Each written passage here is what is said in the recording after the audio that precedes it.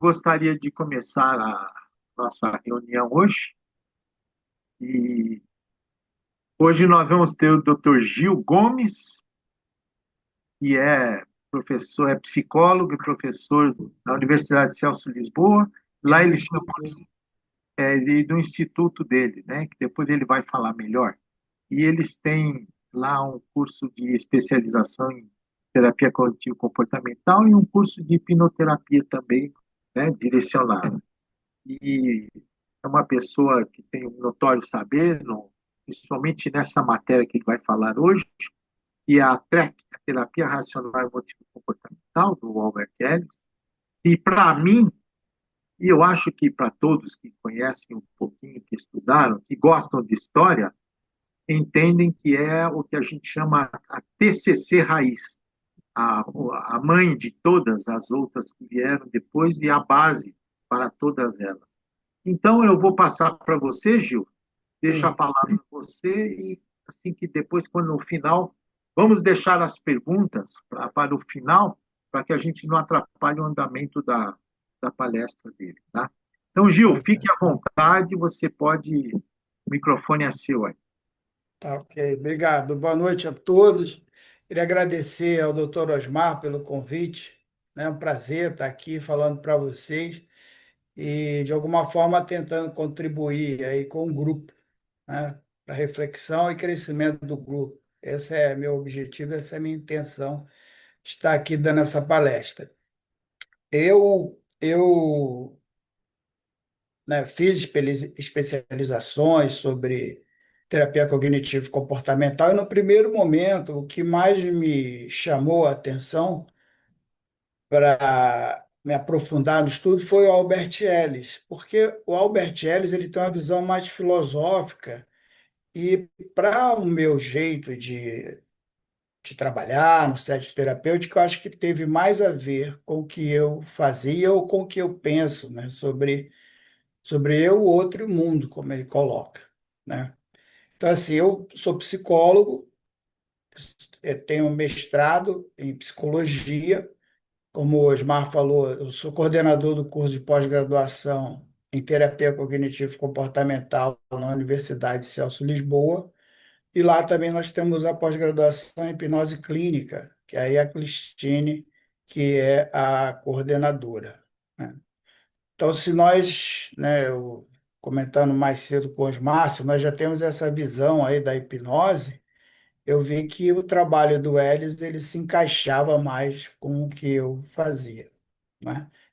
Como é o meu estilo de vida, meu modo de vida também, tá ok? Então, espero aí que vocês gostem, espero contribuir com vocês, né? E vamos iniciar a nossa palestra. Eu vou falar sobre terapia racional, emotiva e comportamental, que é uma teoria, que foi uma das teorias das terapias cognitivo e comportamentais, né, que foi desenvolvida por Albert Ellis. Ele foi o pioneiro em desenvolver essa teoria, porque ele criou em 1955. O Aaron Beck já foi uns 5 anos depois que o Ellis começou a trabalhar. Eu até olhei alguns livros do Aaron Beck e não vi a citação do Ellis lá como algo, como uma teoria que ele utilizou para fundamentar a teoria dele, né? Mas eu acho que ele merecia esse crédito. Então ele é pioneiro, ele é, como o Osmar fala, a TCC raiz. Ele deu origem, não só, né? Quem estuda e conhece o Ellis, a gente vê aí esses modelos, né, que chamamos de terceira onda, que em grande parte é o que ele fala aqui. Então, assim, você pode até entender que alguém pegou uma parte do estudo dele e desenvolveu uma teoria. Que eu acho maravilhoso, né? Eu acho maravilhoso. Essa de autoaceitação, de perdão, né? Isso tudo vem, né? Se você ler profundamente o Ellis, você vai encontrar isso lá citado, falado na teoria dele. A, a maioria do que a gente tem sobre ele está em inglês. Eu tenho um livro chamado que o sucesso, né? Vamos colocar, se eu, depois eu até ver o título certinho para vocês, é como você criar a sua própria felicidade, né? Que foi um livro de autoajuda que ele escreveu, mas é bem interessante que foi escrito por ele, né? E a ideia dele, quando desenvolveu a terapia, primeiro era racional, depois ele foi complementando com emotivo, com comportamental, porque iam fazendo exigências, né, algumas críticas, e ele ia acrescentando, tá? Mas ele, quando desenvolve esse modelo, a ideia dele era fazer palestras e as pessoas utilizarem na vida delas, né? Como se você se tornasse o seu próprio terapeuta, né? Ou tivesse uma visão de mundo de você e do outro diferente daquela que a gente está habituado, né? E vocês vão ver que é bem simples a teoria dele. Quando a gente fala do Beck, aí já complica, porque ele protocola, né? Ele vai para um lado mais científico, de alguns inventários que ele criou, né? Enfim, essa parte não é uma crítica ao Beck, porque havia essa necessidade de ter um modelo terapêutico baseado em evidências e que também seguisse um modelinho médico, tá? Então, foi importantíssimo porque ele criou essa outra parte mais fundamentada, tá? Então, peraí, peraí.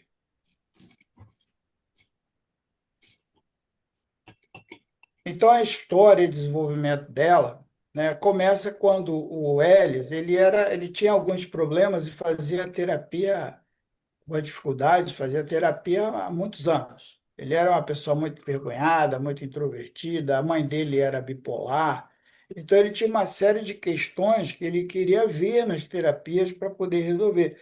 Só que ele não via assim uma evolução, ele fazia, ajudava, mas é como se aquilo, né, fazia, dava um entendimento para ele, mas em parte, prática, no dia a dia, na mudança que a gente busca, ele não via muita efetividade naquilo, muito resultado naquilo. E como ele, desde criança, de adolescente, ele gostava muito dos filósofos, principalmente os filósofos estoicos, ele começa a fundamentar um modelo teórico baseado nesses filósofos, né? Os filósofos estoicos, que agora aí acho que está até na moda e tal, né? Os coaching estão utilizando muito isso, né? Mas isso vem, talvez, do trabalho dele, lógico, do trabalho dos estoicos, mas essa passagem, essa tradução para o nosso dia a dia, quem fez perfeitamente foi o Ellis. E uma das frases do Epiteto que norteia o que ele diz é essa aqui: as pessoas não são perturbadas pelas coisas, pelos acontecimentos, mas por sua visão das coisas. Então, a forma que eu olhar algum acontecimento, aquilo vai me gerar consequências, né? Então, esse é um primeiro momento. É lógico que o estoicismo ele vai muito além disso, né? Algumas coisas a gente vai poder falar sobre isso, mas ele vai bem além. Então, qual é o objetivo dessa teoria dele? Então, é auxiliar as pessoas a maximizar sua individualidade, liberdade, peraí, eu fico aqui em frente, interesses pessoais e autocontrole, né?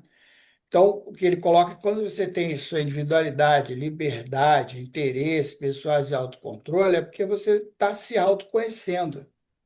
E essa é o que vai te dar o movimento em relação ao mundo, né? Em relação ao outro, porque você sabe ali seus valores, você sabe o que você gosta, o que você faz bem. Como o Osmar falou, ele vai mostrar várias teorias e cada um vai escolher uma que se encaixe melhor no seu jeito de atuar, no seu jeito de ser, né?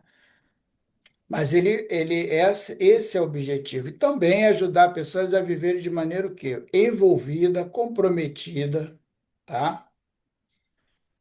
E seletivamente afetuosa, né? Então, assim, não é, eu tenho essa capacidade, essa individualidade, né? Eu sei, né, vamos colocar assim, eu sei quem eu sou, de uma forma, né? Acho que isso a gente vai ser difícil de se conhecer totalmente, mas eu sei os meus valores, sei tudo o que eu quero, enfim, dentro da minha cabeça, sem questionar se é certo ou errado, né? Mas também eu tenho uma parte social.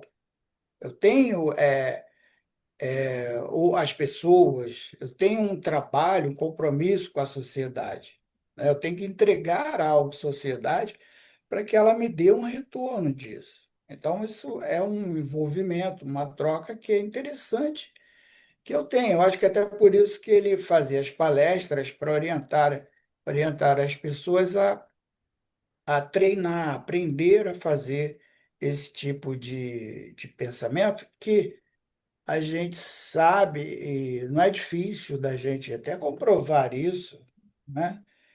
De uma forma, de uma forma, de um construto, né? De uma ideia de que os pensamentos perturbadores, eles vão nos levar ao adoecimento, vão nos levar à depressão, vão nos levar a, a ansiedade, os transtornos de ansiedade, né? Tudo isso pela nossa forma de pensar. Eu tive em São Paulo no congresso de esquizofrenia também, né? Que a gente falava, não no sentido de você de cura ou de melhora, enfim, mas de aderência ao tratamento, que a gente sabe que é muito importante para o esquizofrênico, né? Aderir ao medicamento, aderir à terapia, né? Então, assim, existia um trabalho bem legal, bem interessante, que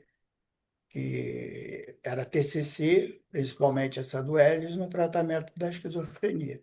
Então, o que que ela visa em geral? Os interesses individuais e os interesses sociais. Existe também que ele coloca a imagem da pessoa. Como é que como é que ele concebe isso? Entende que a pessoa, como um organismo complexo e biosocial, com uma forte tendência a estabelecer e perseguir uma grande variedade de objetivos, né, e propósitos com a finalidade de viver e ser feliz, né? Então, é, essa parte é interessante porque a gente quer sobreviver, quer ser feliz. Então a gente cria várias ideias sobre isso. Ele até nesse ponto, e na ponto também dos absolutismos, ele faz um paralelo com os dogmas religiosos, né? Por quê? Porque nos dogmas a gente, se eu me comportar assim, eu tenho que fazer isso, eu tenho que fazer esse caminho, eu tenho que seguir esse caminho, querendo chegar no céu ou algum lugar interessante. O espírita fala para não ir para um umbral, né? Mas ele coloca que ele tem essa origem, essa parte do adoecer, não é? E aí nós vamos criando ideias. Nós vamos, se eu tiver dinheiro, eu sou feliz. Se o mundo não tiver assalto, eu sou feliz. Se o outro, né, fizer tudo que eu quero ou suprir minhas necessidades, eu vou ser feliz. Então a gente vai colocando uma série de ideias que ele coloca aqui, ó, objetivos e propósitos. Então, tem esses objetivos e propósitos rígidos. Quando eu encontro um obstáculo, eu não consigo ultrapassá-lo, porque eu não tenho flexibilidade para modificar aquilo e olhar para aquilo de uma outra maneira. Geralmente é assim que a gente vive, né? Então, quando eu tenho meus objetivos e encontro obstáculo, aquilo vai o quê? Me perturbar. Aquilo vai me deixar mal. Eu dou até um exemplo bem simples. Se a gente pega o carro para ir numa festa e de repente houve um acidente, eu tenho que dar uma volta em outro lugar, e outro lugar é perigoso, aquilo já me causa um desconforto, né? Então, imagina você quando isso vai atingir coisas que para você são importantíssimas, né? Que é a sua felicidade, né? E os seus propósitos, né? Então, assim, a imagem da pessoa é essa, ela busca, né? Sempre vai buscar o objetivo, tá? E quando ela encontra dificuldade, ela paralisa. O ideal é que ela tenha flexibilidade nesse objetivo, ok? Flexibilidade para atingir o propósito dela e os objetivos. Então ele coloca aqui, tá vendo? Uma natureza que ele chama de perturbações mentais, né? Que aí a gente teria várias. Ele fala que nós temos uma tendência, né, em fazer avaliações fervorosas e absolutistas sobre os eventos da vida, da nossa vida, né? Do tipo, eu devo, eu tenho, eu sou obrigado. Isso, às vezes, a gente chama também de uma crença intermediária, de acordo com o que o Beck fala. Porque essas coisas não ficam muito claras na nossa fala, né? Mas se você for, ali tem um absolutismo, que às vezes ela, por estar mais encoberta, o paciente, ou nós, né, vamos colocar assim, a gente não percebe que a gente está fazendo esse tipo de exigência. E muitas vezes, essa exigência, os nossos objetivos, eles não têm nenhuma referência no meio, né? Às vezes a gente exige coisas do outro que o outro não vai nos dar nunca, ele não tem como dar. Às vezes a gente exige coisas do mundo, né, que o mundo não tem como ser da forma que a gente está pensando. E exige coisas da gente que a gente não tem como dar conta, né? Então, por isso que lá ele diz que é importante que você se conheça, porque isso vai dar a você referências com o outro e com o meio, tá? Então, então essa ele põe, é a grande causa das ansiedades, né, das depressões, né? E de vários outros transtornos que a gente poderia ver lá no CIS-10, DSM-4, tá? E a natureza das perturbações. A gente pensa de maneira irracional e assim a gente vai converter as preferências em demandas veementes e absolutas, né? E ele considera que mesmo as pessoas mais racionais possíveis vão transformar essas preferências sociais individuais em demandas absolutistas sobre eu, o outro e sobre o mundo, tá? Mesma exigência que eu faço sobre mim, eu vou fazer sobre a outra pessoa e vou fazer sobre o mundo também. Eu vou querer a perfeição do outro, a perfeição do mundo e uma perfeição em mim, tá? Muitas vezes eu dou um exemplo de que é como se eu exigisse ter asas para poder ser feliz. Eu não tenho asas, né? Não vai ter como. Então eu fico a vida inteira buscando isso e eu só vou adoecer, né? Casal, mesma coisa. Às vezes não aceita uma característica de um, ou não aceita a característica do outro. Isso também só vai gerar desentendimentos, né? E também, né, ele até coloca que para não.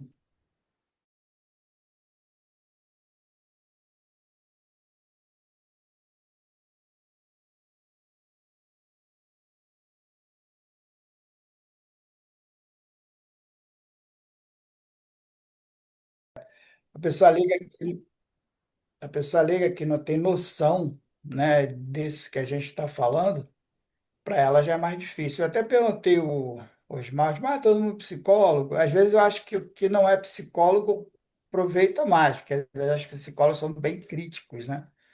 A gente não, ainda mais quando se fala em terapia. Mas, enfim, vamos lá. E se aproveitar, eu digo na vida pessoal.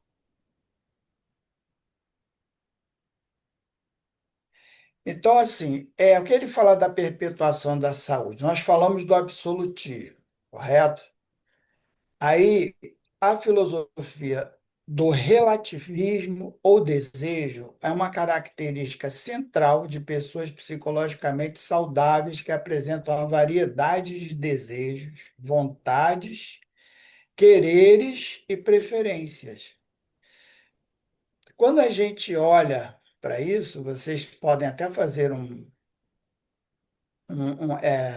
testezinho, né, um experimentozinho, e dá a impressão que, viu, pessoal, que quando eu desejo, né, quando eu relativizo isso, dá a impressão que se eu agir assim, eu não vou fazer. Se eu não falar assim, ó, eu tenho que acabar o trabalho de conclusão de curso esse fim de semana. Aí, fim de semana tem jogo do Flamengo, tem um monte de coisa.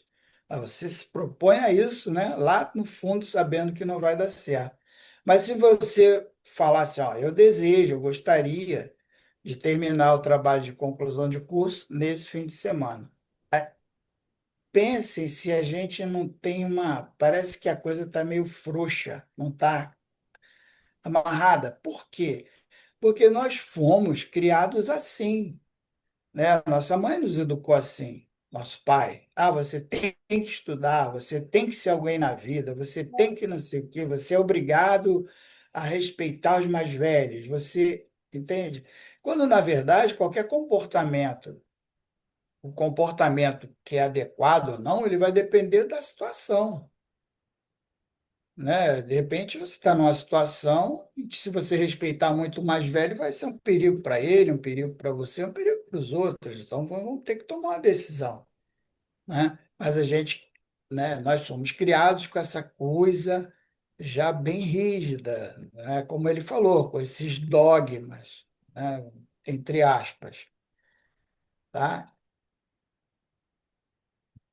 E o que também é legal passar esse conceito antes da gente chegar um pouquinho mais à frente, que ele tem esse conceito do irracional e do racional. Então, o irracional é aquilo que é falso, ilógico e prejudica a pessoa a buscar o quê? Seus objetivos. Se eu tenho um objetivo e de repente digo, olha, eu quero ir a uma festa. Ah, mas aí vou ter que comprar roupa, vou ter que, né? As mulheres têm mais trabalho para sair. Ah, vou ter que comprar roupa, vou me maquiar, isso vai dar um trabalho danado, então eu não quero ir à festa, não. Mas ir à festa e ter esse trabalho faz parte. Então eu desejo ir, mas não quero o custo disso.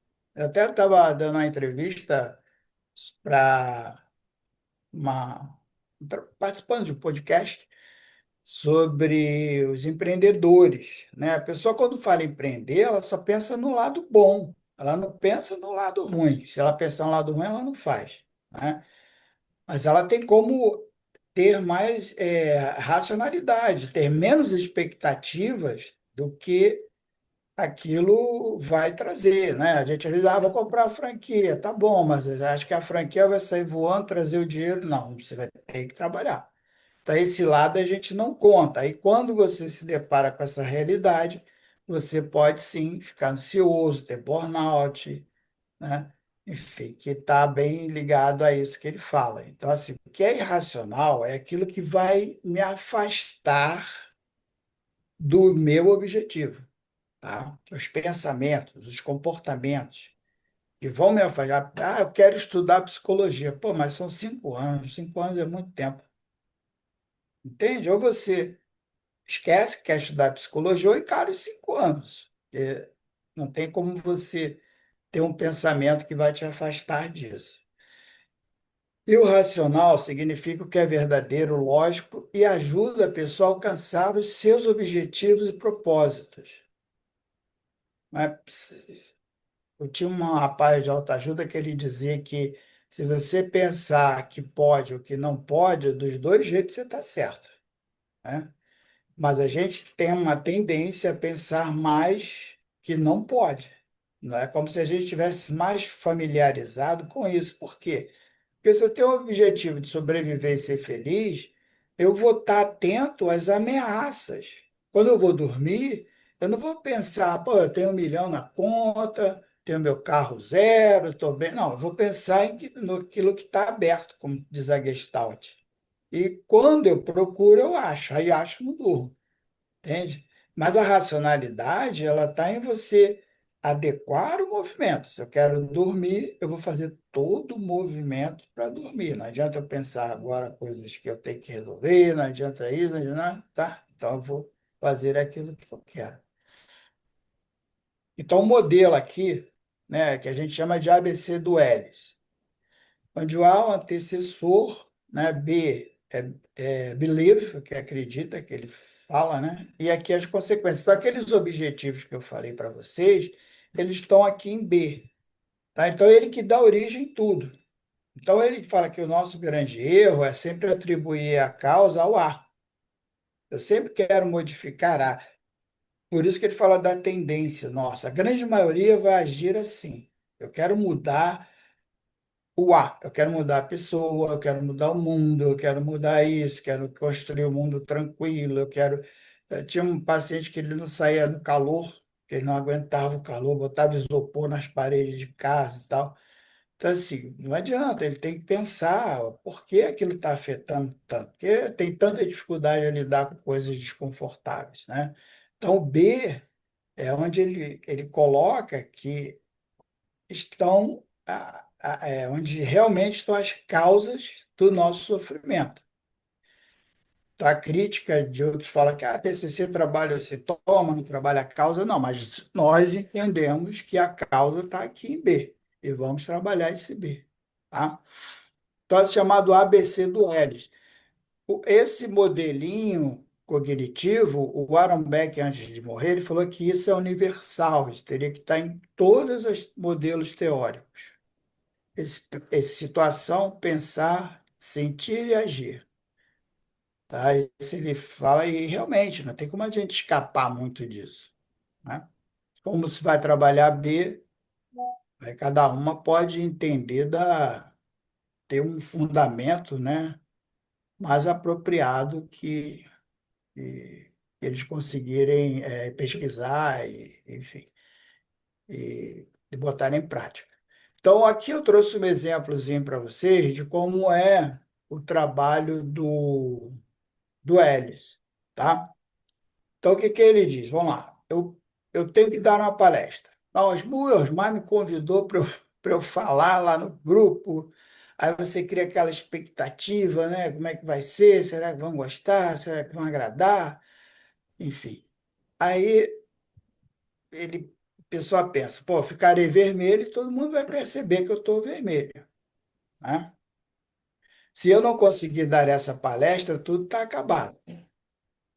Isso é horrível, não conseguirei suportar. Espera que ela, Cristina deve estar chegando. Peraí,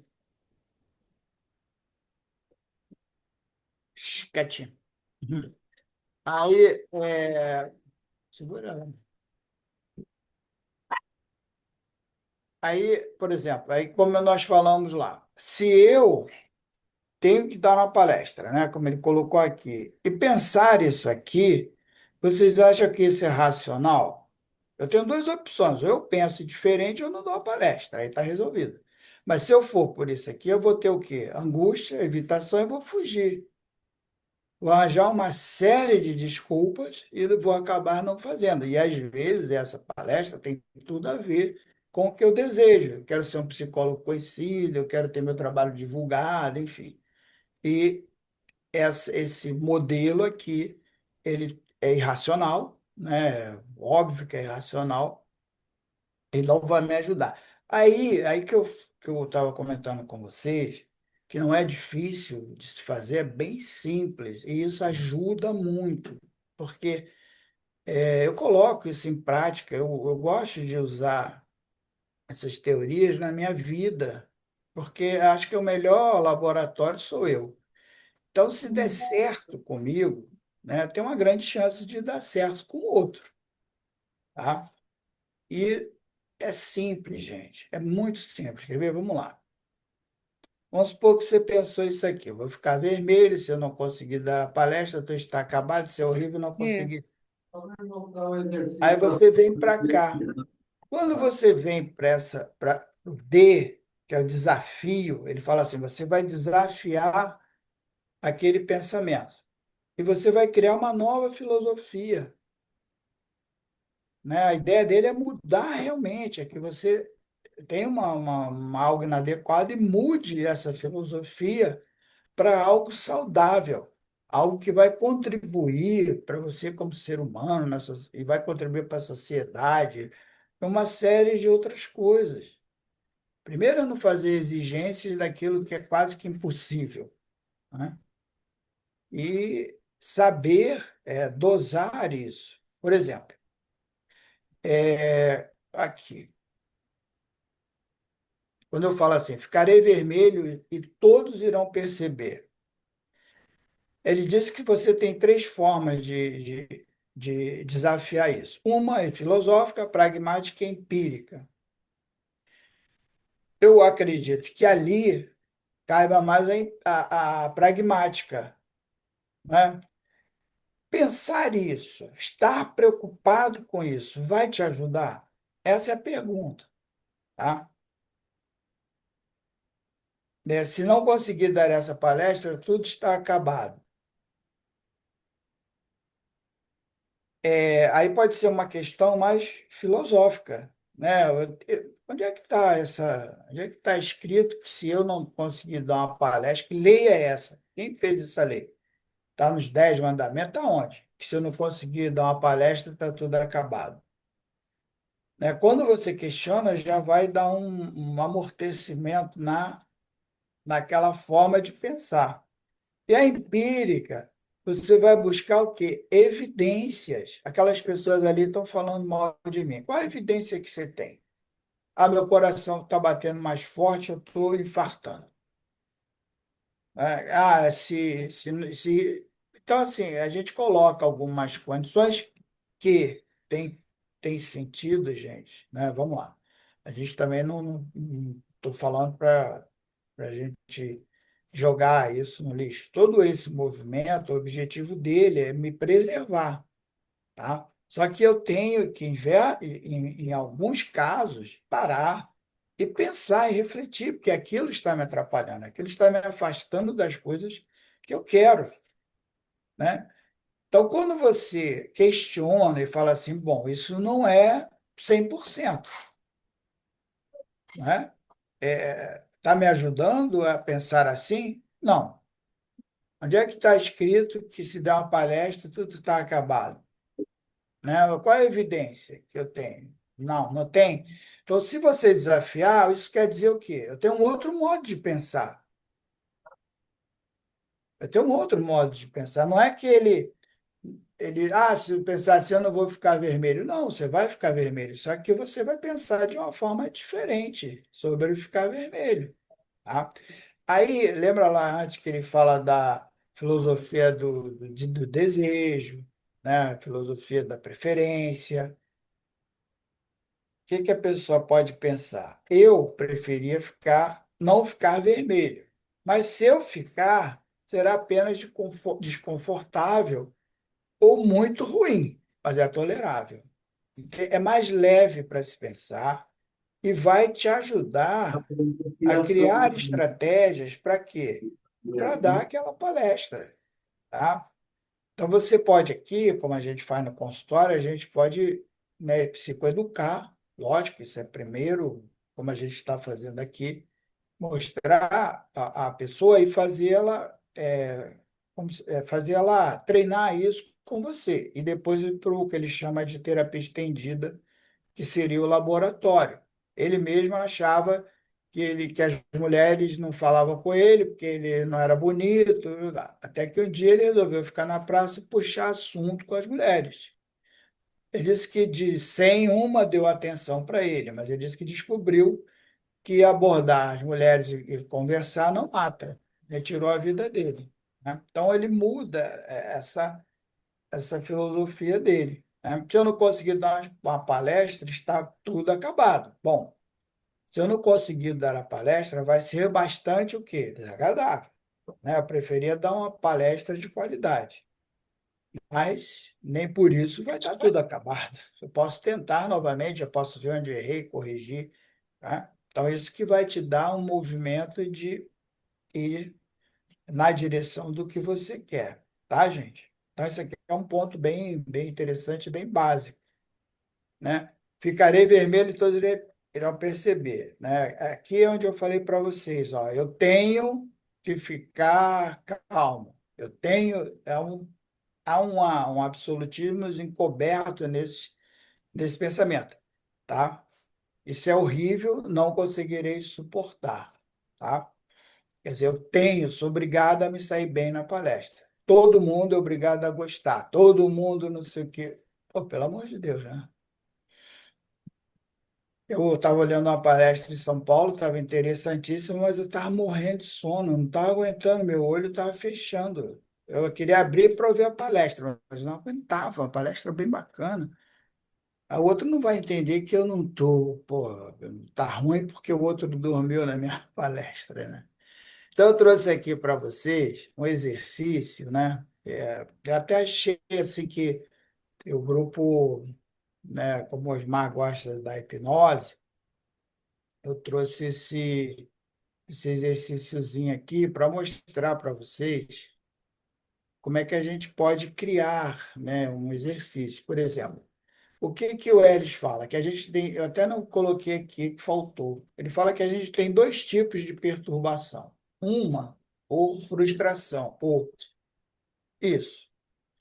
Uma por frustração e a outra por desconforto, né? Tem gente que é mais a questão de frustração e desconforto. A questão da frustração, ele fala que é a perturbação do ego, né? E quando você tem baixa tolerância a desconforto, você tem que aumentar a sua capacidade de lidar com coisas desconfortáveis, né? Então, esses são os dois tipos de perturbação que a gente tem. A frustração, ela é muito fácil, porque a gente coloca essas ideias que não tem nenhuma base na realidade, essa expectativa, e quando a gente vai é que não dá certo e a gente acaba se frustrando. Tá? Então a gente tem tanto medo de se frustrar que acaba criando essa frustração. O desconforto, ele está no dia a dia. Até tenho uma amiga aqui que eu vou contar até um exemplo dela que ela vai lembrar, da Márcia. Eu e a Márcia, estava eu, Márcia, Cristine, que nós tínhamos ido para Teresópolis para trabalhar naquela enchente que teve, aquela tragédia, que morreu um monte de gente e tal. Aí nós estávamos assim, em pé, parou uma moça com carro, um carro bonitão, um carro, né, grandão, e a menininha, a filhinha estava bebendo a Coca-Cola, jogou, jogou a lata no chão. Aí essa que foi ela, moço, ó, a tua filha deixou cair uma latinha aqui no chão sem querer. A moção do carro pegou. Mas isso não é desconfortável. Nem todo mundo vai ter a coragem que a Márcia teve. Mas essa abordagem, a gente não sabe o que vem do outro. Você tem que ter uma capacidade de lidar com coisas desconfortáveis, né? E com todo, apesar da gente, né, quem criou o caso não foi eu, foi a outra que jogou a lata, mas mesmo assim a gente tem essa dificuldade, tá? Aqui, então ele fala assim, que com a frustração, eu, o ideal é que eu me autoaceite, tá? Se eu me autoaceitar como um ser humano, não é que errei porque sou humano, faz um monte de besteira com os outros, não. Mas às vezes a gente faz uma exigência que humanamente ela é impossível. Você vai ter que usar uma inteligência artificial para fazer, né? Enfim. Mas aí eu fiz peguei, né, esse exercício para que a gente se autoaceite melhor. Então ele coloca assim, vamos lá, peguei a autoaceitação e fui atrás desse aqui, né? Eu pego frustração, vou atrás de outro, né? Você pode pegar vários e criar seus exercícios, até porque TCC tem muito poucas tem técnicas. A gente estava falando que o Osmar até tem comportamental cognitivo, mas cognitivo você não encontra muita, né? A gente fala em questionamento socrático, é a descoberta dirigida e fica nesse loop. Mas a gente pode sim ampliar isso. Aí eu trouxe para vocês, né, mais ligada à hipnose cognitiva, vamos dizer assim, mas não precisava ser hipnose cognitiva, não. Tem outros também. Então eu peço que a pessoa imagine que na frente dela tem uma grande galeria de arte. Depois de relaxadinha e tal, entrou num transezinho hipnótico, né? E essa é a galeria do seu ser. Ela é forte, sólida e tem um valor inestimável. E você é o curador, o proprietário dessa galeria. Caminhe pela galeria e localize um ou dois autorretratos que representam algo em você que você tem dificuldade em aceitar. Um eu do passado, uma falha de caráter, uma insegurança. Olhe para ele, não tente fugir. Deixe a sensação desconfortável vir por um instante. Agora, perceba que o retrato está pendurado em uma moldura. A moldura representa o julgamento. Eu não deveria ter feito isso, eu sou horrível. Mas olhe o que acontece. O retrato não é a parede em que ele está pendurado. Você não é a moldura, você é a galeria inteira. Você pode não gostar daquela obra específica, talvez você queira que ela mude, mas você pode e deve aceitar que ela faz parte da sua história e da sua galeria. Fica para a imagem, eu aceito, aceito que você, né? Eu aceito que você aconteceu, ou fez isso, ou existe isso na sua vida. Eu aceito que eu sou o curador dessa coleção completa. Sinta essa sensação de totalidade e paz. Você é o que? Você é mais do que a soma de suas partes. Traga essa sensação de aceitação plena para a sua respiração. Abrir os olhos, essa certeza de que você é valioso, inconscientemente permanece. Muitas vezes eu faço regressões, né, com as pessoas, e elas vão para um acontecimento ou que faltou comida em casa, ou que passou perrengue com a mãe, o pai bebia, blá, blá, blá. Mas essa pessoa que está olhando para isso, parece muito óbvio, ela às vezes está formada, está trabalhando, tem uma família linda, né? Tem uma vida bacana. E eu até falo, eu pergunto durante lá o transe hipnótico, o que é aquilo que foi tão ruim que aconteceu na vida dela trouxe de bom para ela, que ela usa hoje na vida. Então, aparece muito o amor que eu tenho pelos meus filhos, meus amigos, meu marido, meu. Entende? Porque, de algum modo, isso também faz parte da galeria dela, não só as fotos, uma ou duas fotos que não foram legais, né? Mas ela é um todo, é um todo. Mas, como eu falei antes, a gente vai sempre buscar aquilo que está nos incomodando, aquilo que está aberto, né? Então, para a frustração, achei legal também, a frustração é quando a gente cria toda uma ideia e bate no paredão, né? Então, é um momento em que a sua energia se choca com um obstáculo rígido, que é uma rocha. A água não consegue passar e cria uma represa de tensão. É o momento em que sua energia, a água do rio, se choca com um obstáculo rígido, a água não consegue passar, está repetido. A água nunca para, ela não se frustra, ela informa.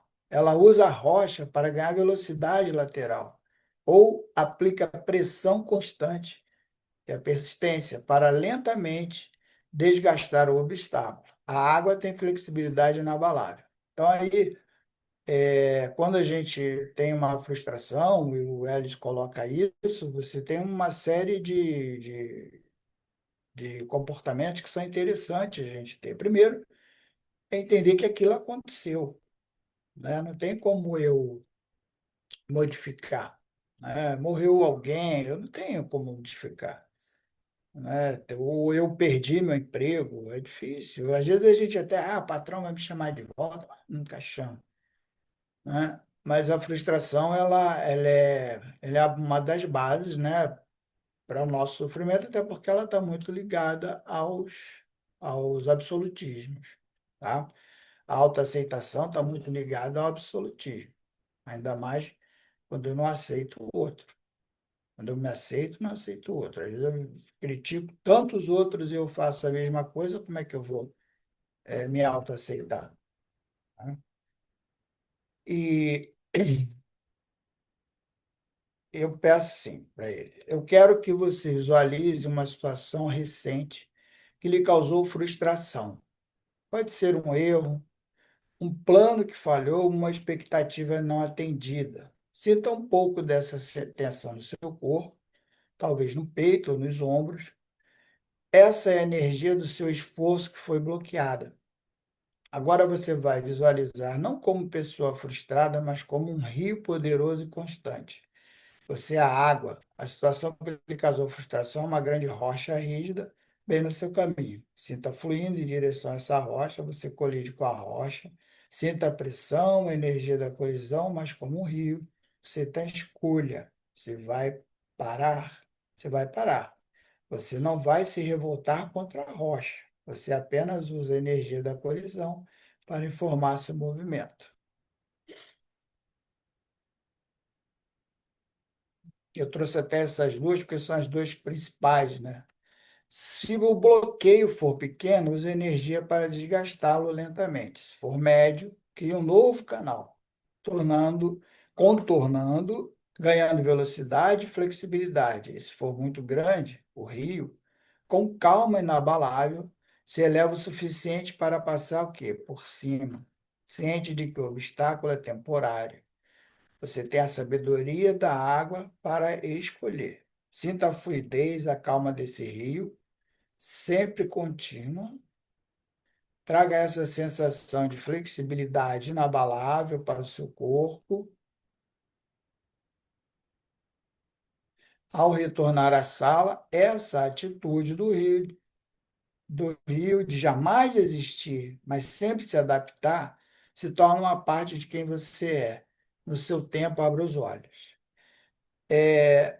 Existe a frustração, né, propriamente dita, como ele coloca aqui. E existe também a evitação, né? A evitação de se frustrar, a evitação de se deparar com algum defeito nosso, e a gente também acaba criando estratégias para não deixar isso surgir. Então, assim, essas estratégias passam pelo absolutismo e vocês sabem que nós sabemos, né, que a gente não consegue viver uma vida inteira sem se frustrar. A gente não consegue viver. Gente, como é que se eu não me autoaceito, qual é a minha referência de mundo? Ela fica muito difícil, né? Se eu me autoaceito, se eu me conheço, se eu tenho meus valores, minha missão, né? Minha visão de mundo, como é que eu vou trabalhar na empresa que tem uma visão diferente da minha? Como é que eu vou ter amigos? Como é que eu vou, fazer progresso na minha vida se eu não tenho essa direção, tá? Então é importante que a gente conheça não só a gente, mas também os nossos limites humanos. E eu acho que é isso que o Ellis prega, né? No consultório, eu trabalho. No consultório, eu trabalho. Já estamos encerrando, tá, Osmar? No consultório, eu trabalho com assim, trocando essa ideia com o paciente, fundamentado nessa visão, onde eu vou poder dar feedbacks, fazer perguntas a ele nesse sentido, até que ponto ele está exigindo coisas que não são, né, alcançáveis por essa condição. E também a gente coloca alguns que eles chamam, eu não gosto de chamar de dever de casa, eu gosto de chamar de terapia estendida, né? Onde a pessoa vai para o laboratório, que é a vida dela, que é o dia a dia dela, colocar isso em prática e trazer os resultados. Não, assim, não como o chato, né? Mas observa isso, tenta ver isso. E eu também, né, ao longo da minha vida, eu coloquei muito essas questões em práticas em momentos difíceis que todos nós passamos, e os resultados são bem positivos, né? Bem positivos, considerando a gente como humano, né, que a gente vai sempre querer mais, exigir mais da vida, exigir mais do outro e da gente, né, mas os resultados são bem interessantes. E, só para a gente terminar, a partir dessas ideias dele, surgiram várias outras terapias, autoaceitação, compromisso, né? Que surgiram a partir dele, e acredito que, com a roupagem diferente, a terapia cognitiva também parte das ideias do Ellis, tá? Então é isso aí. Eu queria passar, claro que teria muito mais para a gente falar, muito, isso aí exigiria 2 ou 3 aulas, né, para a gente se aprofundar mais, mas eu acho que dá para a gente refletir sobre a teoria que ele criou, né? Então tá bom, irmão, até aqui. Eu achei interessante, primeiro, quando você relembra aqui, né, o que eu chamo, eu falo para os alunos, chama-se a teoria, né, aquela ditadura dos devos, né, Ah, eu tenho o quê e tal, que alguns americanos chamam de masturbation, que é must em inglês, que eu tenho o quê, eu devo, né, eu devo. Então, eles chamam essa masturbação mental de eu tenho o quê, eu devo, tal, né? E essa é uma das grandes, quer dizer, dos grandes problemas e dos grandes focos que eu imagino das terapias cognitivo-comportamentais, todas elas, né? E outra coisa interessante que eu gostei foi essa estratégia aí da galeria, né? Das galerias, né? Eu achei interessante essa metáfora, né? E eu acho que dá para a gente adaptar ela para uma série de situações bem interessantes, tá? Outra coisa que eu queria chamar a atenção, que achei interessante, é que quando o Ellis começou, que era a terapia do sistema ABC, né? Então, ABC em inglês seria Activation, eventos ativação, né? O eventos Activation, Beliefs e Consequências. Seriam as 3 palavras em inglês que dariam o sistema ABC. E para a gente a tradução é quase a mesma. Ativação, quer dizer, o evento ativador, as crenças, beliefs, crenças e as consequências. E depois, com a evolução, eu acho que nem foi o Ellis que deu essa nomenclatura, foi vindo depois, né? Com os teóricos da TREC, que inseriram o D, que era o debate, o discussion, que era a discussão, que é a grande, vamos dizer, a grande estratégia, a grande jogada da TREC, que é um momento terapêutico mesmo da TREC, tá certo? Quando você faz o debate socrático e põe todas essas discussões que você trouxe muito bem aqui na sua palestra. E o E é o effect.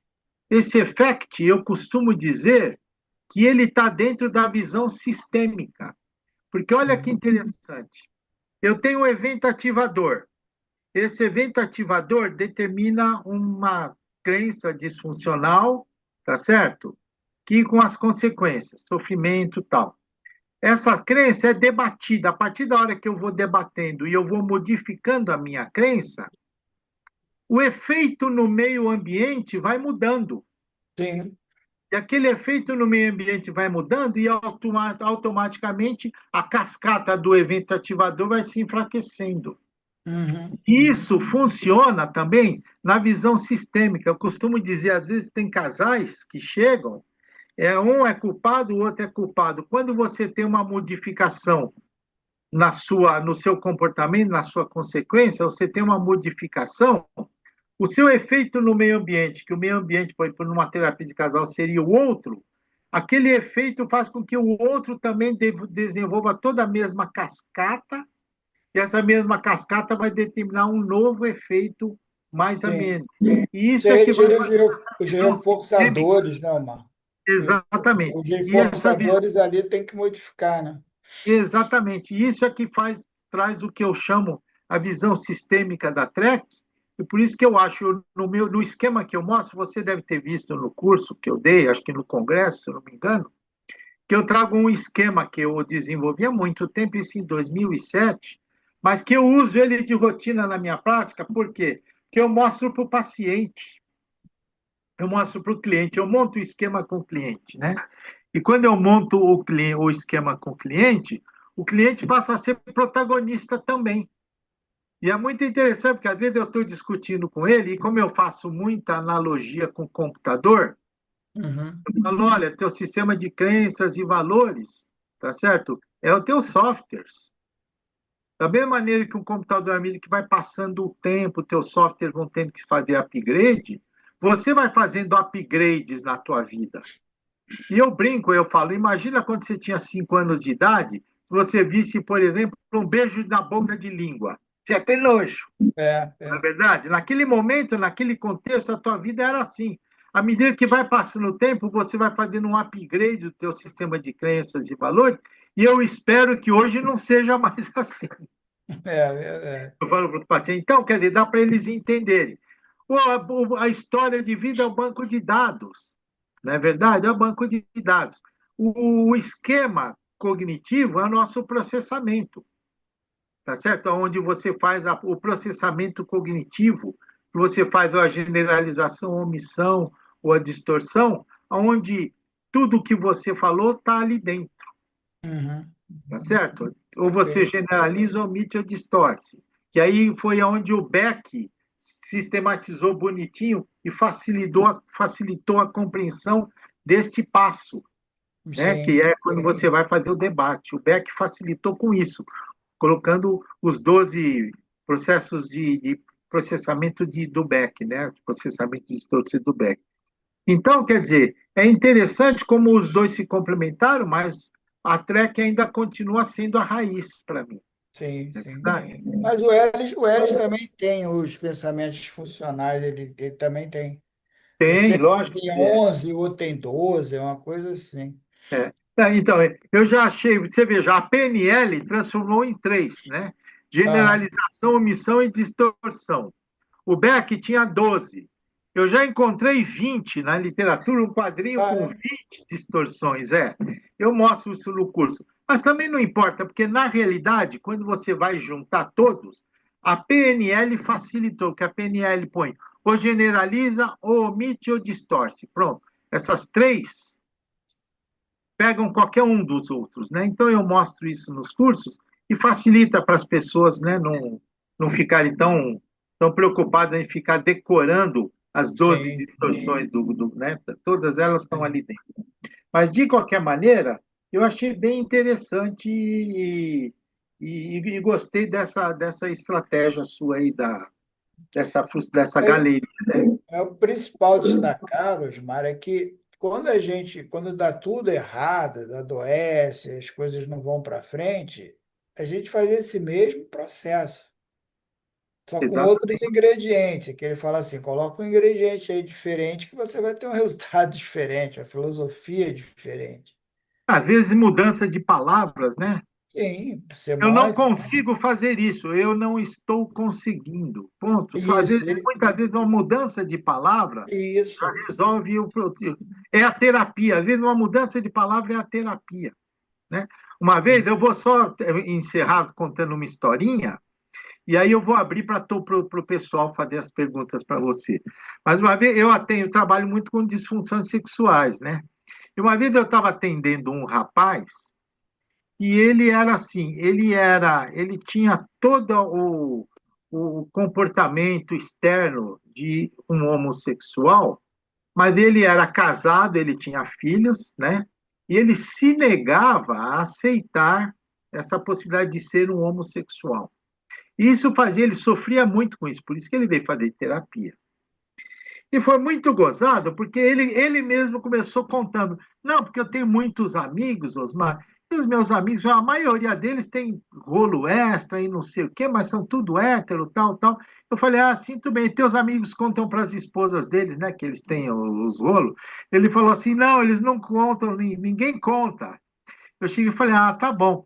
Eu falei, e qual é o problema de você, Eve? Porque olha só, ele ia para casas noturnas que tinham encontros homossexuais, mas ele não tinha, porque ele não queria assumir que ele era homossexual. Pô, Aí eu confere. perguntei para ele, falei, você já pensou na possibilidade que você não é homossexual, que você é bissexual? Quando eu falei assim, o olhinho dele brilhou, brilhou. Ele chegou, falou assim, você acha? Falei, eu não sei, você que tem que saber. Mas o que É, que você pensa disso, né? Ele chegou e falou, eu falei, então, porque quando você já vai nessas casas, você conta para sua mulher? Não, não conta. Qual que é a diferença? E você pode ser as duas coisas, não pode ser? Não, eu conheço muito. Eu falei, então, o que que aconteceu? Acabou a terapia aí para ele. é boa.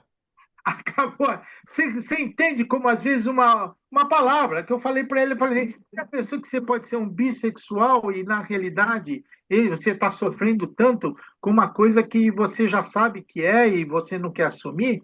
Uhum. Bom, então, com uma mudança de ponto de vista, uma palavra, mudou a terapia dele, mudou o foco dele e acabou. Sim, E talvez o fato dele estar conversando com alguém que dava permissão para ele assumir isso, porque também tem esse lado, né? Ele sim, precisa estar com alguém que dê essa, entre aspas, né? Não é permissão, mas que sugira alguma coisa que faça sentido para ele e que ele aceite, né?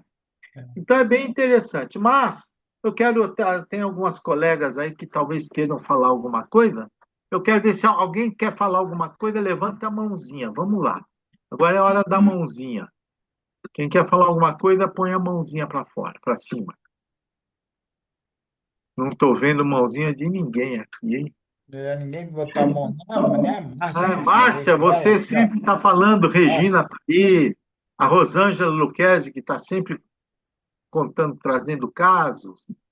Vamos lá, o Kuhn, Bárbara, Mônica, revelar o que elas estão pensando, né, Osmar? elas estão pensando, eu acho que elas estão pensando no que, que eu aprontei. Eu transformei num cara, o cara num bissexual, mas, Pode ser. mas não foi eu que transformei, não. É, Eu só ajudei ele a tomar a mas decisão que ele eu, já tinha. eu até, já que elas perguntaram, eu vou perguntar. Por exemplo, diante do que eu falei, né, dessa palestra, enfim, aos psicólogos, até quem não é, vocês acham que praticar isso, que foi colocado aqui, é difícil no dia a dia? Vamos lá, Márcia, você balançou a cabeça, mas Eu acho comunicação não verbal fácil. não vale. Eu acho fácil, porque é uma coisa lógica. A facilidade dessa terapia e a TCC é exatamente isso, você entrar na lógica, mudar a sua visão da coisa, né? Eu Sim, acho fantástico. Uso muito e adoro, sabe? Dá certo. Você sim, faz a pessoa pensar de outra forma, porque ela não tinha essa capacidade de pensar de outra forma. Na realidade, a gente ensina ela a pensar de outra forma. E isso é fantástico. Ela muda sim. muito. Para mim, é maravilhoso. A gente consegue comprovar essa mudança. Eu posso até falar por experiência própria que às vezes a gente está travado em alguma coisa. Quase sempre tem algo na nossa vida que está travado. E a maioria das vezes, a gente fala, isso não tem jeito de eu mexer, não. Aí fica evitando aquilo, evitando enfrentar, evitando enfrentar. O que acontece, gente, é que quando isso é uma característica humana. Se você veio até aqui, se você está viva aqui, você fez tudo isso que eu falei, senão você não estaria vivo, tá?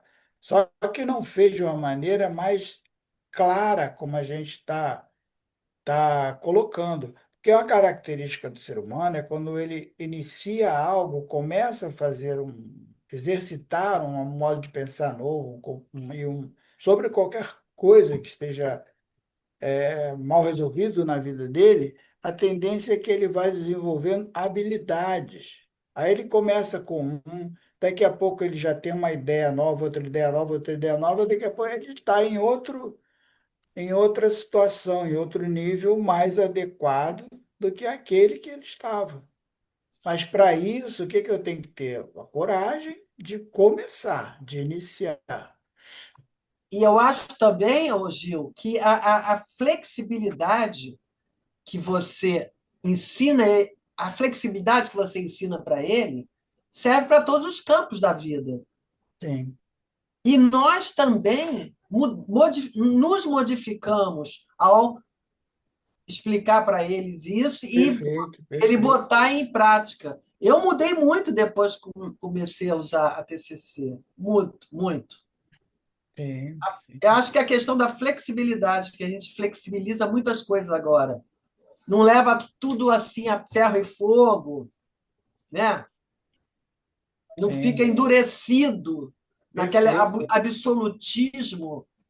Acabou o Sim. absolutismo. Às vezes é como o Osmar até falou, você muda o foco, você está olhando para cá. Quando você olha para o outro lado, você diz, ah, tem essa possibilidade aqui também.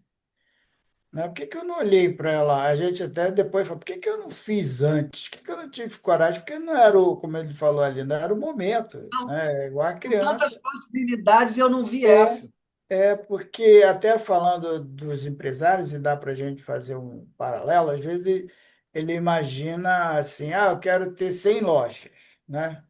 Mas aí você pergunta para ele, vem cá, você se imagina hoje, como você é, sendo proprietário de 100 lojas? Certamente ele não tem nenhuma. Ele vai ter uma, duas, um dia ele pode ter 100, mas ele não vai ser mais aquele homem. Eu vi um filme chamado Playman, né, que o marido faz um monte de rolo e bota a revista na mão da. É um caso verídico, bota a revista na mão da mulher dele. Ela era uma dona de casa, ela vai lá para a revista administrar, ela entra de um jeito e sai do outro, mas a revista sobrevive. Mas se ela entrasse como uma dona de casa, se ela não aprendesse a enfrentar homem, a brigar, a ir para a justiça, que ela tinha medo de tudo isso, como é que ela ia dar conta? Então a gente deseja, mas não quer assumir que aquilo vai me exigir coisas que eu vou aprender e eu vou modificar. Então, eu acho assim que é uma oportunidade a gente colocar isso em prática para a expansão da nossa consciência, até a gente encontrar melhor nosso propósito, nossa missão, que a gente quer do mundo. Mas para isso é coragem. Coragem para mudar, para enfrentar e para flexibilizar e para acreditar, como ele colocou, nos recursos que a gente tem, que E essa são. ideia metafórica da água, eu acho muito interessante, porque é, é aquilo. Se você para ali, você vai ter que penetrar por alguma. A água penetra, ela vai. Então não tem jeito. A água Tenta ela vai, furar, vai por cima, faz a volta, mas vai passar.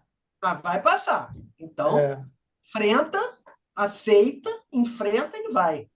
e se é uma água, imagina a gente, né? Que temos uma capacidade imensa, né? Uma Exatamente. capacidade de criação infinita, vamos Exatamente. dizer assim. Né? O que nós não podemos fazer? Agora, muitas vezes a gente tem medo de pensar assim. De enfrentar, né? Tem medo Né? de enfrentar, na realidade, ter trabalho de enfrentar. É isso. Sim, sim, sim. O Mas problema é o também tem a questão otimista, né? Que eu acho que o psicólogo que usa essa TCC, ele é muito mais, e a hipnose também, ele é muito mais otimista que os outros, eu acho. É, Eu vejo isso. Você não acha, não? é mais positivo, né? É verdade.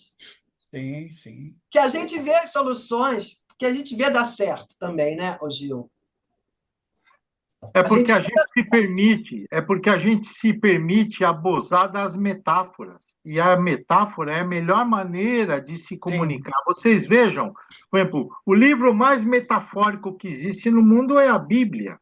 A Bíblia fala todinha em metáforas. Por isso que sim. ela é um livro que está sempre atual, qualquer que seja a época da vida, porque ela é metafórica.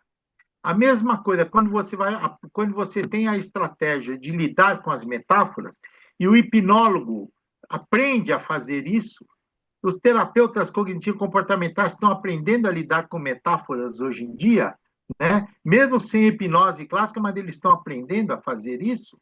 a metáfora é a melhor maneira de ensinar a pessoa a flexibilizar e se readaptar à nova situação. A metáfora é que ajuda a fazer isso, né? Rosângela, vamos lá, Rosângela, o que você quer falar? Levantou a mãozinha. Oi, boa noite a todos. Eu tive um paciente, viu, Gil? Estava fazendo tratamento com finasterida, com eletroestimulação, e estava caindo muito cabelo dele. Um homem muito bonito e muito bem cuidado, né? Assim, tipo, com os mínimos detalhes, a sobrancelha e tal. E quando eu fiz uma história clínica dele, ele estava se sentindo muito cobrado na empresa por um desempenho que ele deveria, era uma empresa de marketing, que ele não estava conseguindo performar como as pessoas esperavam dele e ele queria performar mais. Tinha uma capacidade dentro da técnica, dentro da empresa dele, que era muito boa, ele estava sempre elogiado, mas eu via que tinha uma cobrança dele sobre ele mesmo muito grande. O problema é que ele é homossexual, não assumido. Então ele cobrava de si mesmo uma performance maior do que ele poderia dar pelo fato dele se sentir inferior por ser homossexual. Como se ele se Aceitarem. desculpasse de ser homossexual performando melhor. A gente pode assim, comentar o que você falou, né, sobre isso, mas a impressão que dá é que ele quer ser aceito. Ele quer ser aceito sem se autoaceitar. Que eu até falo isso aqui na palestra, porque o natural, o ser humano, a gente não vai conseguir viver 100% da nossa vida sem cometer um erro, 100% da nossa vida sem ter um desempenho excelente, né? Mas ele não está se autoaceitando. No primeiro momento, é, seria interessante que você trabalhasse, verificasse isso, né? E fizesse exercícios de autoaceitação, como a gente fez aqui da galeria, sempre voltado a essa autoaceitação. Porque você vê que também, quando se fala em autoaceitação, a gente fala em frustração. Se ele não fizer bem feito, vai se frustrar. Então, fica evitando frustração. E existe algo na TCC que a gente chama de a profecia autorrealizadora. A gente fica com tanto medo de errar que acaba errando. Aí vai confirmar toda essa visão que ele tem dele. Né? E também você também treina ele a buscar evidências. Vamos ver como é que é essa questão aí de você estar dizendo que lá no trabalho falam isso, fazem isso, que às vezes ele distorce a realidade para encaixar naquilo que ele conhece. Às vezes a pessoa nem falou aquilo, mas ele pensou uma parte do que ela falou e, e- e se perturbou por causa daquilo. Então você vê realmente isso, né? Vê isso, se ele tem essa dificuldade de se autoaceitar, ensinar ele essa questão hoje vai falar, o D e o E criaram, mas o L já falava em reatribuir o pensamento, né? Colocar um pensamento mais adequado diante daquele que ele está pensando, né? Por exemplo, se realmente estão me fazendo crítica, o que que eu tenho que melhorar? O que que eu tenho que mudar? Se for verdadeiro. Se não for, não vou sofrer com isso. Então, é ver até que ponto isso é verdade, é real, né? Ele se autoaceitar. Eu acho que no trabalho vai existir esse tipo de gente, né? Esse tipo de pessoa vai existir, que às vezes por inveja, por qualquer outro motivo, né? Ele começar a aceitar ele, como eu disse, aceitar as pessoas e aceitar o ambiente, o mundo. E principalmente se aceitar, cara. Ele não está se aceitando. E Ele acho não, difícil também, Gil, ele não aceitando ele, aceitar os outros. Ele deve criar não vai. problemas com os outros, aquilo que você falou. Com os outros, por conta dele próprio não se aceitar. Então, ele não aceita também. É uma retroalimentação, né? Sim, ele É, atribui ao outro, né? Ao invés dele parar e ó, pensar, ele atribui ao outro. olha, Mas vai Rosângela, além, tá? Isso é só como É um ele teria que ter, en passant, né? É um en passant. queria Tem uma coisa, conhecer, fazer tem que avaliar profundamente uma série de questões. Ó, isso. nesse livro aqui, eu não sei quem tem, o Temas de Hipnologia, no último capítulo, meu, tem esse esquema, ó. Eu já falei desse esquema, tem no curso de terapia cognitivo comportamental que eu dou esse esquema. Dentro Uhum. desse esquema, aqui embaixo, é o esquema comportamental. Aqui é o esquema cognitivo, que são o pensamento automático e as crenças intermediárias. Aqui o processamento, e aqui em cima é a nossa, nosso esquema, o nosso esquema, na realidade, é o nosso sistema de crenças, valores e princípios, nosso banco de dados, tá? O que Uhum. acontece? Acontece que quando você vai ver esse paciente, primeira coisa, eu pergunto, eu sempre começo pela. Ele me traz o evento ativador. O que seria o evento ativador aí? O evento ativador dele seria, na realidade, esse comportamento, essa dificuldade de assumir esse comportamento. Quer dizer, ele tem esse conflito. Esse comportamento dele, a estrutura comportamental dele, termina dando uma situação, comportamento externo evitativo, com as consequências fisiológicas de ansiedade crônica e um sentimento. Vocês vejam, o sentimento e o comportamento externo, que fazem parte do esquema comportamental dele, esses dois processos, eles têm conflito. Eu costumo dizer que uma pessoa só procura terapia quando o esquema comportamental dele está em conflito. Então, por exemplo, se ele tem um comportamento onde ele evita assumir, ele está evitando assumir, e ele está sofrendo com isto, ele está em conflito. Então, esse cara Ah, precisa de terapia.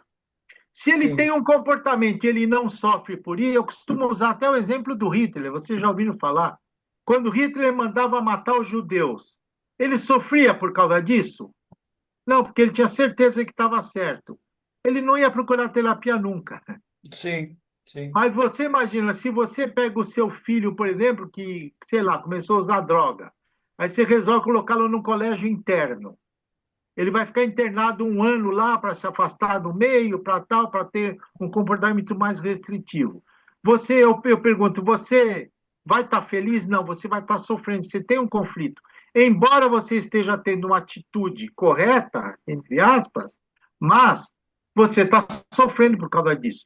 E o Hitler era totalmente errado, mas ele não sofria porque ele não tinha conflito. Então, Sim. quando a gente tem esse conflito, isso determina o que? Nas nossas crenças, o nosso sistema de crenças e valores, que é onde você vai ter que debater. Você vai ter que debater muito o sistema de crenças e valores dele, aonde? O que ele pensa dessa situação? O que ele acha? Por quê? O que seria pior? Qual seria a melhor posição? Qual seria, quer dizer, por que é ruim? O que diz que isso é ruim? A mesma coisa que o meu paciente. O meu paciente também, ele achava que era ruim e tal. Só que para ele uma pequena palavra mudou. Tá certo? Esse paciente, eu não sei qual é o que ele pensa, a verdade. Você tem que debater. E muitas vezes você começa debatendo e de repente ele melhora e nem você sabe o que foi que aconteceu naquele debate que fez ele melhorar. Mas de repente ele melhora e assume. Olha, Agora, a ideia aqui, para mim, só para terminar, eu iria aprofundar bastante no debate do sistema de crenças e valores dele. Esse sistema de crenças e valores tem que ser muito bem debatido, tá certo? E mexer com o comportamento. Mostrar para ele, ó, teu comportamento evitativo está criando um estado de sofrimento. Ali, seu sistema de emocional está sofrendo por causa disso. Se você mudar um pouquinho o teu comportamento, flexibilizar aqui, talvez ali seja melhor. Você vai diminuindo de um lado e do outro, para que você consiga equilibrar. Vai ser 100% o ideal? É difícil a gente ter 100% o ideal em tudo, mas ele passa a ser de uma maneira que fica mais confortável para você ir tocando a sua vida. Então, eu acho que, inicialmente, eu ia focar principalmente no debate do sistema de crenças e valores dele, tá? E mexer com o comportamento. Não eu mexer no comportamento, eu questionar se esse comportamento evitativo dele não está fazendo ele sofrer mais, se de repente ele flexibilizar um pouco isso aqui, ele vai sofrer menos e vai passar a ter uma vida um pouquinho mais, vamos dizer, mais fácil de aceitar, até que as coisas devagarzinho vão se equilibrando. Uhum. Mas é assim, Rosângela, essa é a terapia. Terapia Esse cognitivo-comportamental é sempre uma terapia que você não conhece porque você fez o curso de hipnose, né? Se você não fez a formação em terapia cognitivo-comportamental. É o que eu digo sempre, né? O professor Passos Não, falava. eu fiz o PNL, Programação Ah, então, é. Neurolinguística. O PNL tem algumas coisas, mas ele não tem a formação completa. Essa que é, né? Ficou um pedacinho. Mas, É, o professor Passos dizia, a hipnose, o grande lugar da hipnose é na terapia cognitivo-comportamental. O professor Passos dizia isso. Ele falava assim, olha, faça, Osmar, nem que seja rudimentos de terapia cognitivo-comportamental para você entender melhor como usar a hipnose, né? E eu acho que vale a pena, porque eu mudei muito quando eu fiz minha especialização em terapia cognitivo-comportamental. Eu era hipnólogo rasteiro, raso, fazia hipnose, fazia, sabe, até fazia direitinho, mas eu mudei muito de estratégia, melhorei muito a estratégia e consegui conversar com os outros colegas, porque esse que é o grande problema, né, Gil?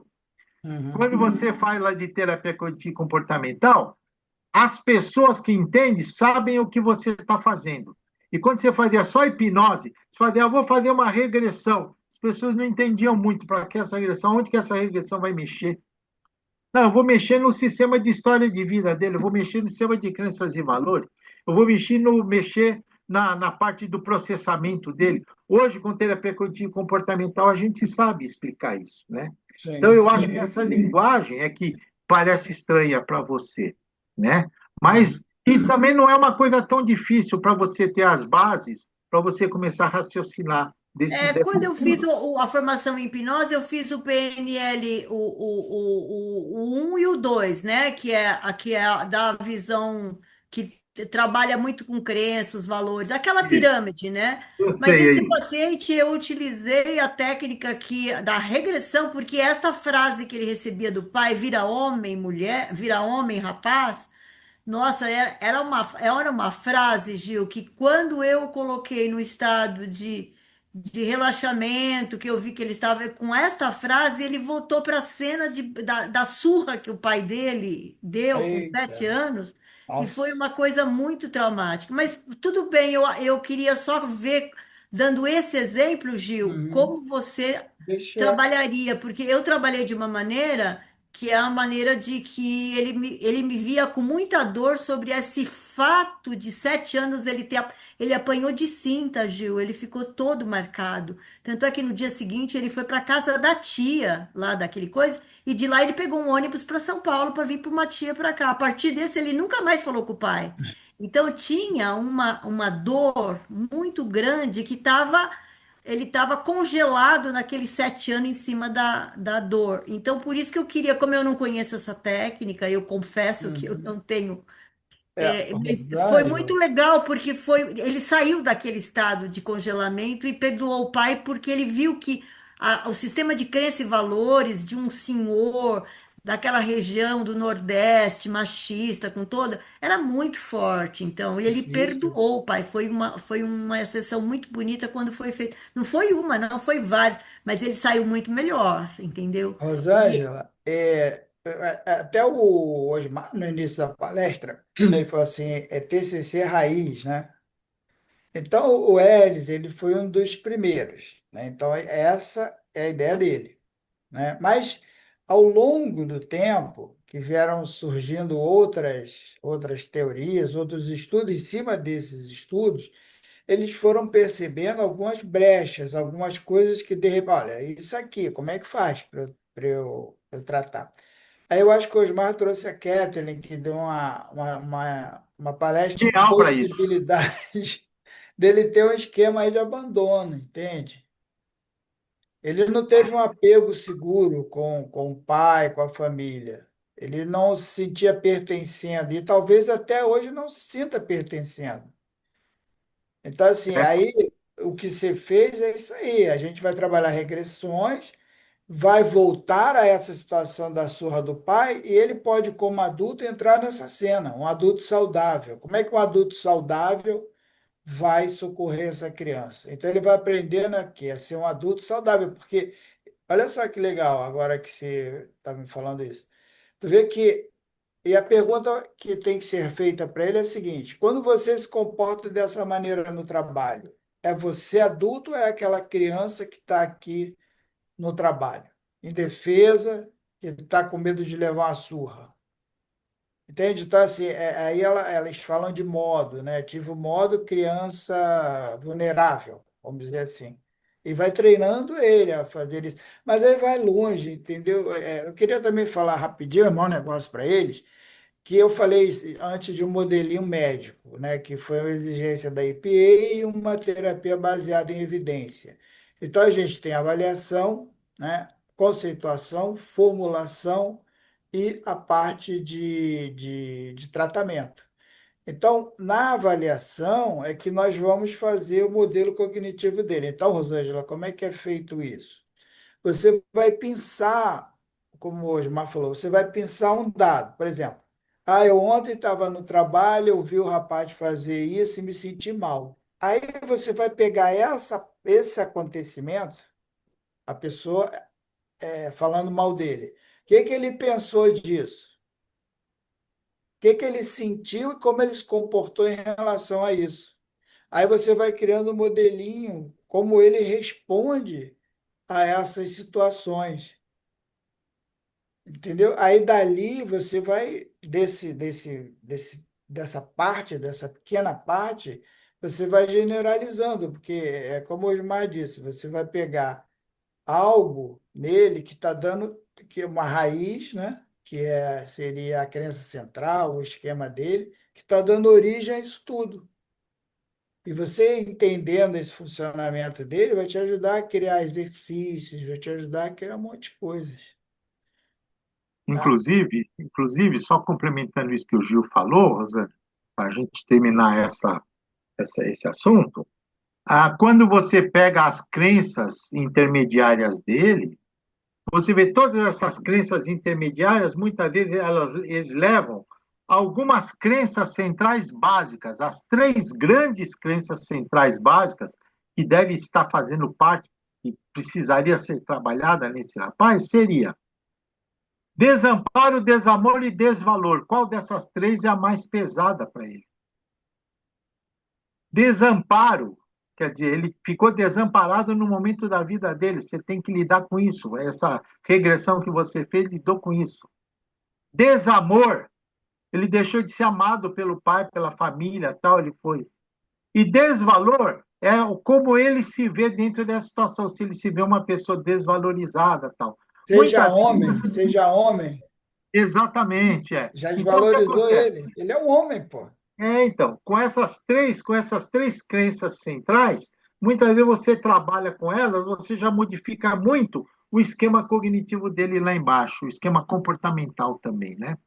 Mas é bem interessante esses casos, né? E não são tão simples quanto parece, não, viu? A gente muitas Não, vezes tem que esse lidar com a gente chama os penduricalhos, né, Gil? Às vezes a pessoa é assim, eu fui abandonado pelo meu pai. Aí a gente faz uma regressão, vai trabalhar ali. Mas aí naquele meio, ele teve, de repente, uma namorada ou um namorado que largou dele porque achou que ele era assim. Aí teve um outro que falou que ele foi abandonado porque ele tinha feito isso, porque ele era agressivo, porque ele era um ignorante, ou porque ele era burro, ou porque não sei o quê. E aí cria uma série de penduricalhos que a gente chama os cachos. E muitas vezes a gente perde tempo nas terapias, a gente tem que ir na central, mas às vezes tem alguns cachos que são como se fossem raízes fortes. A gente tem que ir Uhum. desfazendo também, né?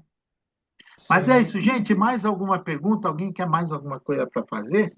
Obrigado, viu, Rosângela? Mais uma vez, a Rosângela sempre traz casos interessantes Bem para a gente legal, bem legal. poder movimentar aí, né? Ô, Mato, você Fala, fala. estava falando dos das crenças centrais, né? Só uma que eu não coloquei também, é até legal ter a gente ter esse tempinho que pode lembrar de certas coisas e passar para vocês. Mas o que que o Elis fala? Ele fala que quando você utiliza esses absolutismos dessa forma veemente, elas vão derivar, né? Elas derivam para catastrofização, baixa tolerância à frustração e depreciação. Essas três, se você reparar, elas estão muito ligadas aos transtornos de depressão, ansiedade, Exatamente. né? Então é interessante, acho que colocar isso. Ele deriva. E tem alguns que vão falar que a derivação que causa o absolutismo, mas eu acho que ele coloca dessa forma e acho que é o melhor para a gente passar é esse. Tá certo. Bom, gente, olha, eu gostaria de agradecer o Gil, foi muito boa a palestra, tá certo? Parabenizar você, tá? Obrigado. Quero desejar a vocês, todos que eventualmente venham assistir depois, um Natal feliz, porque essa é a última reunião do ano, um bom início de ano, tá certo? Espero que poder continuar contando com todos vocês no ano que vem, tá certo? E provavelmente em janeiro eu nunca faço reunião, porque começo de janeiro é difícil. Geralmente eu quero tirar umas férias também. Então nós voltamos em fevereiro. Para o ano, viu, Rosângela? Vai ser legal, porque para o ano eu vou fazer um en passant por todas essas práticas das terapias cognitivo-comportamentais, as neocomportamentais, ou as chamadas da terceira onda. Então, falar sobre terapia de aceitação, compromisso, terapia de esquema, terapia do perdão, terapia todas aquelas siglas que tinha, tá certo? Terapia dialética, Sim, comportamental, todas essas siglas que tem, eu vou pegar, lógico, tem tantas, mas nós vamos pegar aquelas 5, 6 que são mais importantes e vamos trazer para mostrar a possibilidade de ampliação dessa nossa visão das terapias cognitivo-comportamentais e como a hipnose se encaixa em cada uma delas, né? legal. Boa noite a todos, gente. Boa Obrigado. noite, obrigado. Boa noite. Obrigada, Obrigado. tchau. Tchau, tchau. Obrigado. Obrigada, Gil. Obrigado, Rosário. Beijo, beijo a todos. Tchau.